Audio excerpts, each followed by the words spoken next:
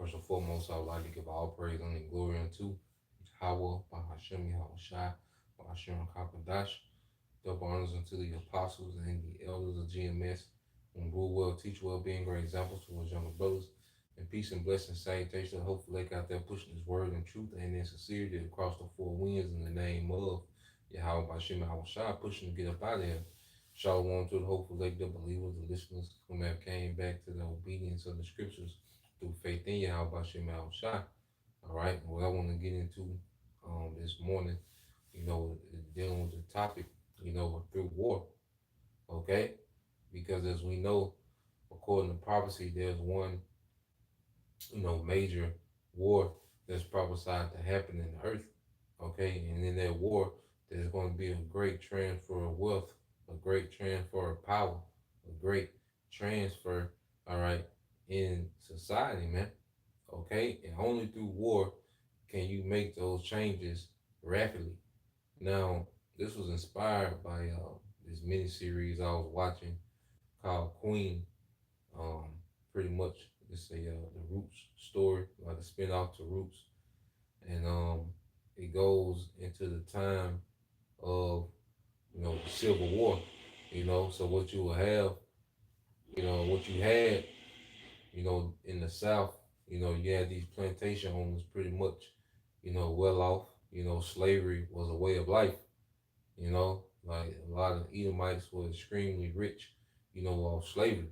It was big business. Before the Civil War, the South, okay, had the fourth largest economy in the world, from exporting cotton. You had this product called King Cotton, which couldn't be grown anywhere else but in the southern region because of his humidity and his heat, the weather, you know, and you have pretty much South Carolina, Mississippi, two of the largest, you know, um, slave holding states, in the South, okay? And what you seen was Civil War, and the Civil War wasn't to free the slaves, but as it said, the emancipation was to transfer the slaves from private owners, okay, to corporate property, okay, because we're still in captivity to this day, subjugated to payments, subjugated to bills, subjugated to some type of work, you know. So we're still in captivity. It's just another form. All right. So all the Civil War did was transfer, all right, from one slavery to another. You see, and the elites was behind. They was financing the North, okay, against the South. But see, it started with an argument. These Edomites, will argue in Congress, about the abolishment of slavery, and the South wasn't going. Okay, and when someone is stubborn like that, the only way to make things happen is through war. Okay, and Esau Edom, he's has hardened himself against Yahweh by Shema Shai. Matter of fact, let's start off there. Um, in the book of Jeremiah.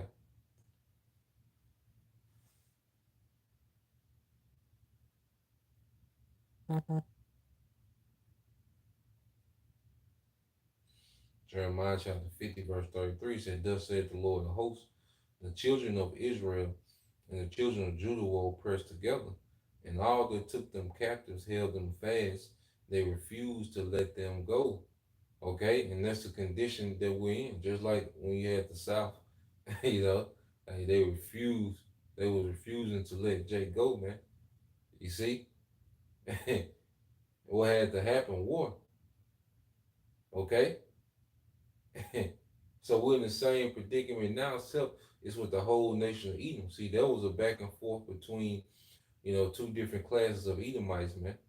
All right, the ruling elites and the private slave owners. Okay, Egyptian versus Egyptian. You see?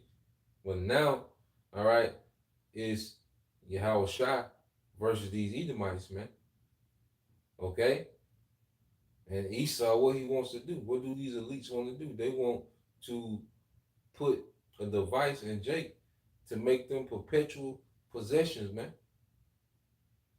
Okay? But the Lord is going to intervene. You read on and say, verse 34, their Redeemer, okay, is strong. The Lord of hosts is his name.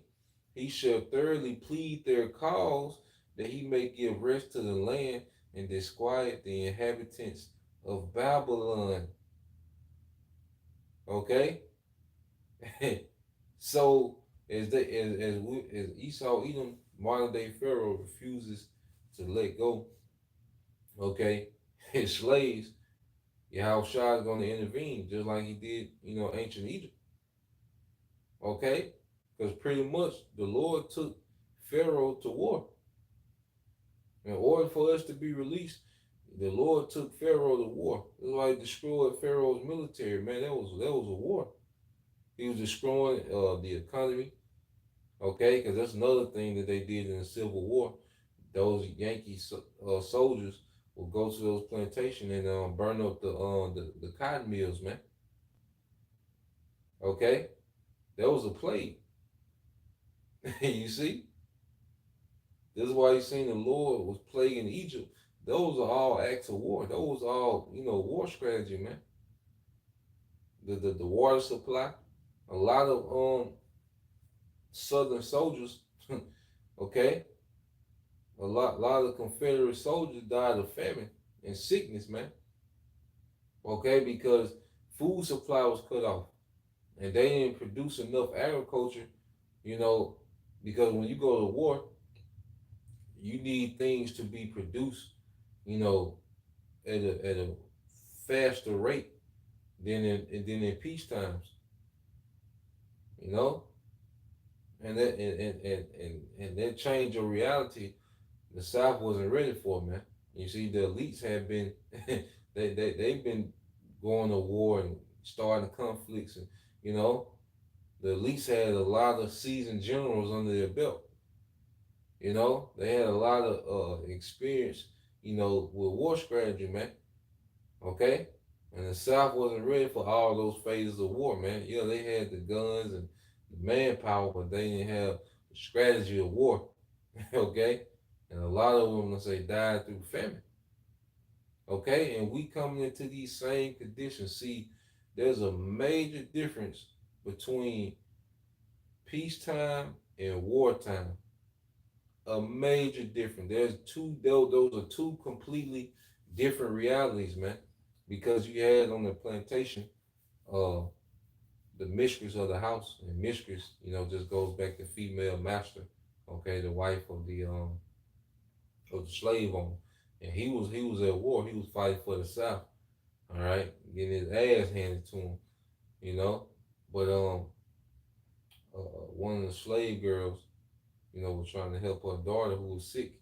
She had some type of sickness and she died, and the mistress was wrestling with the slave girl, and the slave girl, I think her name Easter, one of the main characters, had slapped the mistress, and then she was like, the mistress was like, oh, I'm gonna have you whipped.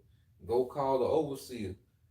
And Easter, the slave girl, was like, ain't no overseer, cause all the men had went to war. It was just the women. What they say, the women folk on the plantation.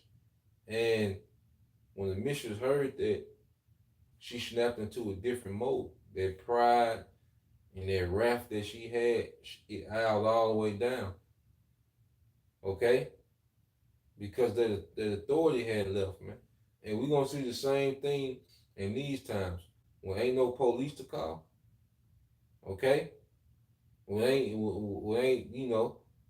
all these niggas to, just, this society which just grooms men to always come to the aid of a woman. See, when all that's done away with, it's gonna be new realities in the earth, man. Okay? And the current the slave owner, the master of the plantation, his mother, when the Yankees came to the plantation, um, she was telling the women, she was like, look, the old the old way is gone. You see? She said, look, it's a new world out there. That old way is gone. Okay? Because there's those plantation were a way of life for Southerners, man. That's why you were here, you brothers and sisters, that's in the South. I know you hear this a lot. But you hear them talk about the old South. When they say the old South, that's what they're speaking of, man. Okay? But guess what? Why is it old? Because of war. War made that change in the earth, man. They couldn't talk. They wasn't no talking. Okay, it wasn't no bill that they can sign, and it wasn't no agreement where they will shake hands and come to agreement to change from this current, all right, world order, all right, and the old world order, man. And this is what we're finna go through now, except on a much major scale. In the kingdom, this society is gonna be known as the old world. Okay? Because the real new world order is gonna be in righteousness under Yahushua, man. You know? Let me get back to the precepts. I just want to, rant on that. You know how we do with this war, man. It's just a fact.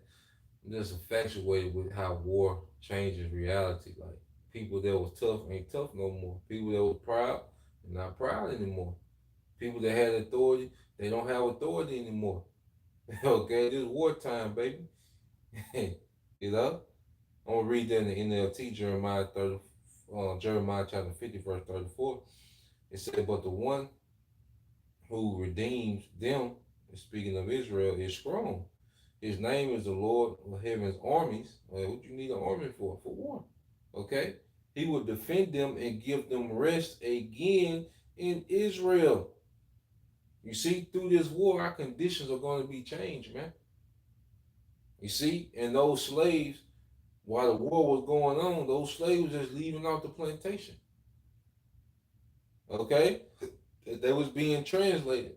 Now they was being translated into the illusion of freedom, which it was better than the plantation, but it was still an illusion of freedom.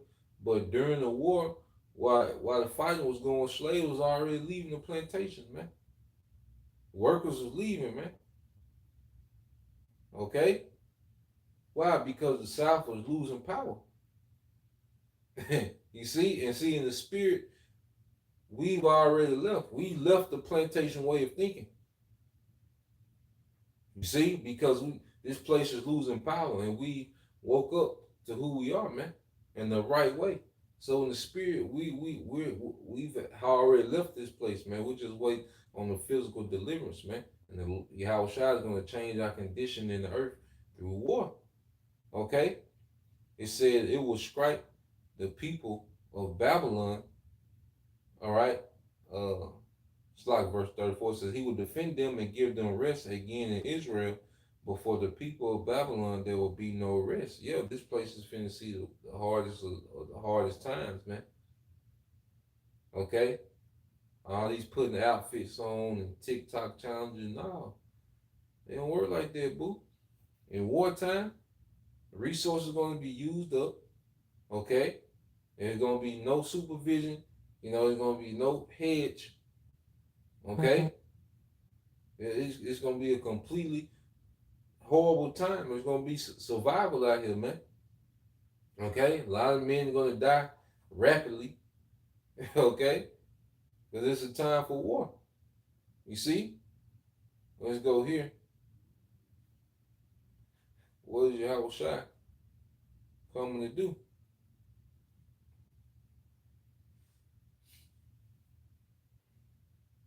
I'm trying to get this in Exodus. And it was always written to play out like this, man.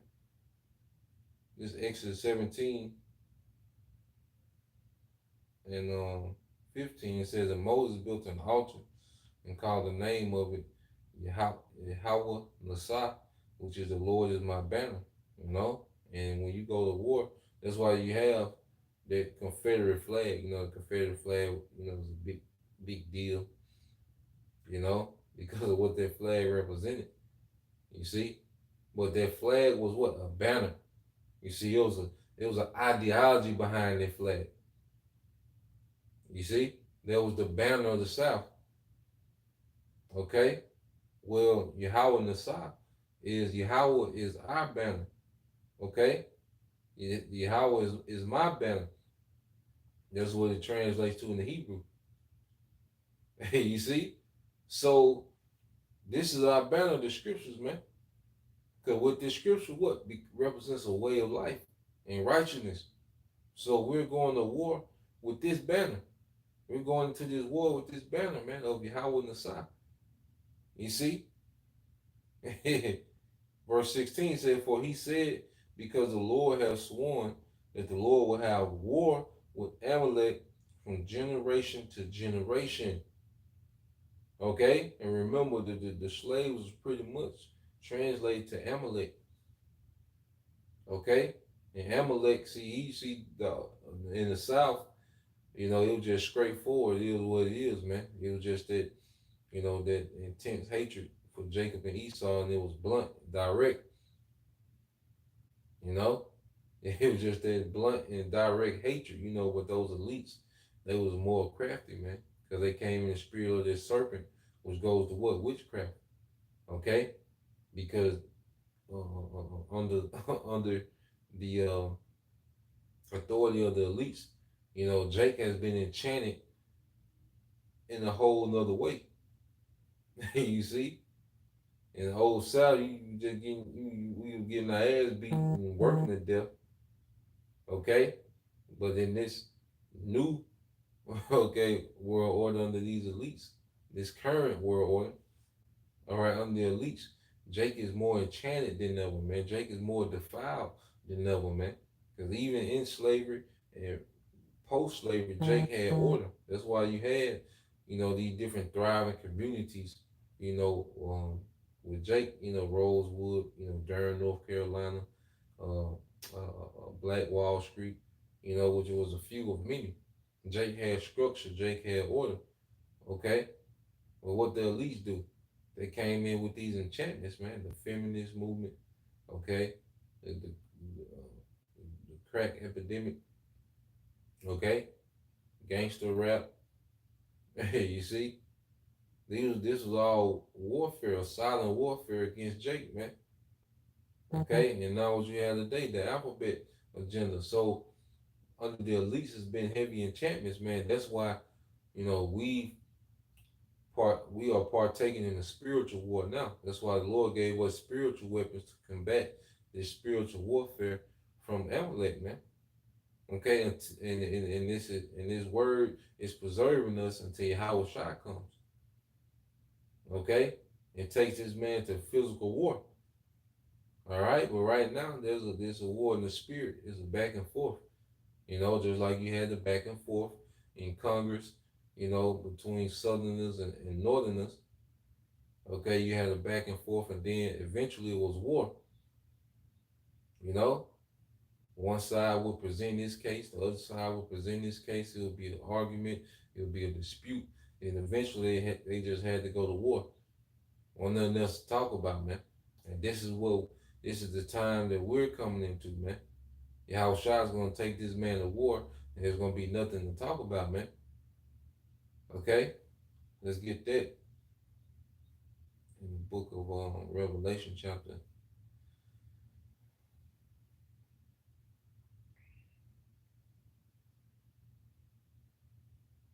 Revelation 19:2. It says, "For true and righteousness are his judgment, for he hath judged the great whore, which did corrupt the earth with her fornication, and have avenged the blood of his servants at her hand." And that whore is America, man. And their judgment gonna be through war. And America's gonna be completely destroyed out of the earth, man. That's the judgment for America, man. Okay, because America has been the motherland of wickedness, man, the source of wickedness in the earth, the evil influence in the earth, man, and it's gonna be rooted out the earth. Okay, and that's a judgment call from on high. All right, and it's already written. This is Revelation 19:11. It says, "And I saw heaven open, and behold, a white horse, and he that sat upon him was called Faithful and True.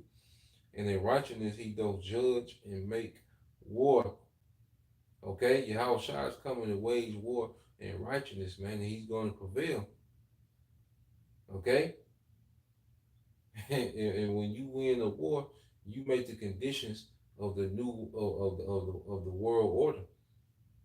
When you win a war, all right, you're able to customize the earth unto your liking.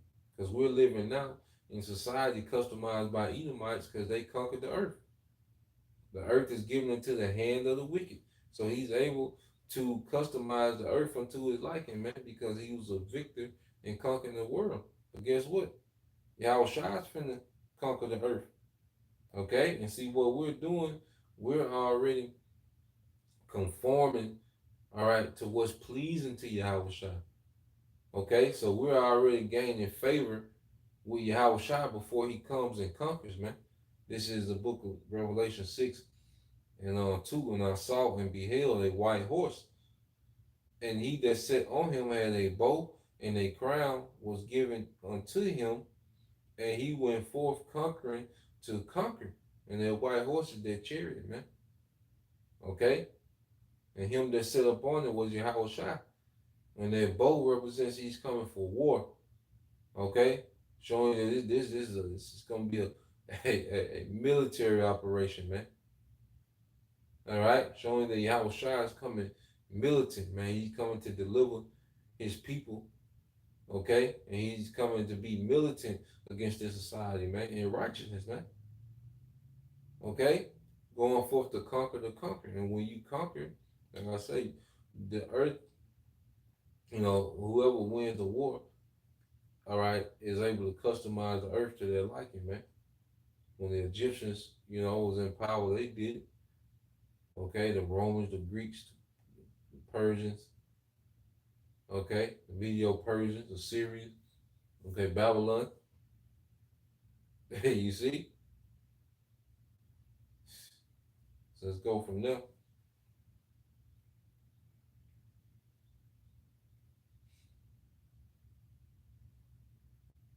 And see, right now, we're hearing what? There's these rumors, okay, of wars. When rumor goes back to a circulating story.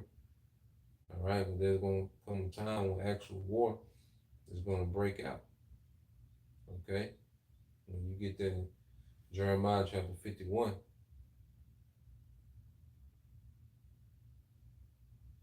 and 46, it says, "And least your heart faint, and ye fear, for the rumor that shall be heard in the land, a rumor shall both come 1 year, and after that in another year shall come a rumor, and violence in the land, ruler against ruler." So right now, you're hearing talks of war, okay? And it's going to be those talks year after year until the actual war breaks out. Because leading up to the war, the women would always be asking the men, in that movie Queen, in that miniseries Queen, the women will be asking, "Dang, is it gonna be war?" It was concerned, is it gonna be war? And the men were, kind of showing it off, like, "Nah, we're gonna talk it out. We're gonna, they was kind of, you know, nonchalant about war talks. And then it came a time to where, okay, you start seeing soldiers, okay, in the streets, okay. Then, they started recruiting. So now it's like, damn, okay, we here. And then that was on the battlefield, man. But it was a rumor of war before the Civil War started. It was always speculation. Okay, are we going to war? you know, and that's how it is now. And Yahweh Shai, as we always read in Matthew 24, and he was pretty much, teaching from the prophecy of Jeremiah. Okay, verses Matthew 24:6. "And ye shall hear of wars and rumors of wars. See that you be not troubled, for all these things must come to pass, but the end is not yet." Okay? So you're going to hear these rumors of wars. There has to be. You're going to, well, then that's what we hearing now. But as we've been hearing these rumors of wars for years, you know, the actual war hasn't came yet, but the atmosphere for war is constantly being set up. Okay? Verse 7. And this is when the actual fighting starts, man. For nation shall rise against nation, and kingdom against kingdom, and there shall be famines and pestilence and earthquakes in diverse places. Okay? All these are the beginning of sorrows. Okay? So in wartime, famine skyrockets, man. Because in war, goods and services are not, moving, man. Okay, the people don't have access to goods and services that they have during peacetime, man. Okay, sicknesses, ain't no access to treatments and medicines during wartime like that, man. Okay, and like I say, famine brings disease, man. When you have a lot of dead bodies, those bring disease, man. So it's gonna be a trickle effect. Okay, but we this is everything we want, man. We await this transfer, man. Okay, because when you go to Sirach chapter 10, verse 8, Sirach 10 and 8, it says, because of unrighteous dealings, injuries, and riches got by deceit, the kingdom is translated from one people to another. Now, how is that going to happen? Through war. How is the kingdom is going to be translated from one group of people to another? It's going to be through a war. One group of people is going to take this group of people to war. Okay? And only Yahweh Shai, Israel is about to take the earth to war, man. Beginning with Esau, Edom. That's how the kingdom is translated. What the scripture say, the saints shall what? Take the kingdom. And you see? And let's get this. We ain't read in a while, you know. You know,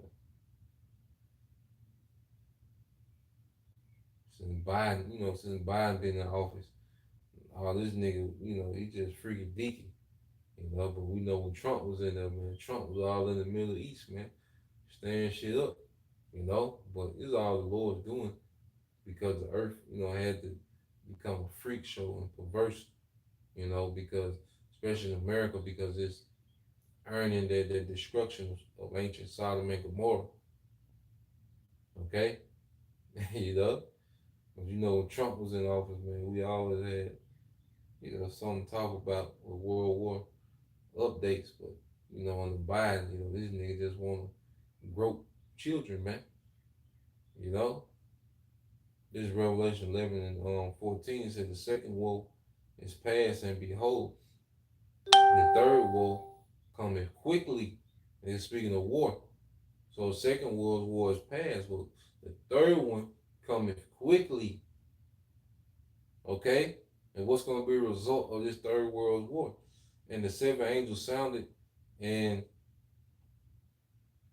there was great voices in heaven saying, the kingdoms of this world are become the kingdoms of our Lord and of his anointed, and he shall reign forever and ever. The kingdoms of this world are now the kingdoms of our Lord and his anointed, and he shall reign forever and ever. Okay? So the kingdom is translated from one people to another. It's going to be through war. Okay? Major war, man. The greatest war the earth has ever seen. Okay? That the earth going to shake, man. And you see? So that was the point. Just want to bring that out. As I'm watching, say the mini series on Queen. I think it's on Amazon. It's a pretty good watch. It's good to see, those perspectives of what happens during wartime. How reality, shifts and how power is translated, in war. You know. So Lord will you brothers and you few sisters edified. Till next time I say Shalom, Kwame Shalom, Abba, BTA soon. Shalom.